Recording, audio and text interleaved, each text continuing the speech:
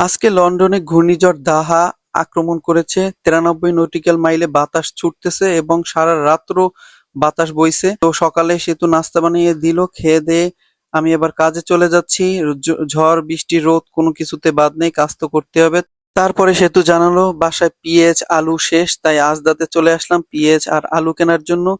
4 KG পেঁয়াজ আর 2 KG আলু কিনতে খরচ হয়েছে 620 টাকার মতো। বাংলাদেশের দাম কেমন একটু জানাবেন কমেন্টে।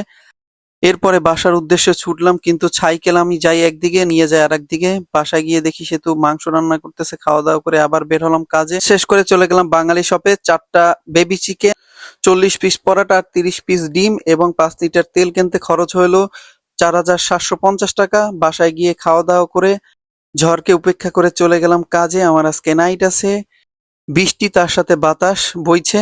ক্রিসমাস আসলেই মানুষ বাড়িঘর খুব আলোকিত করে। ভালো থাকবেন সবাই।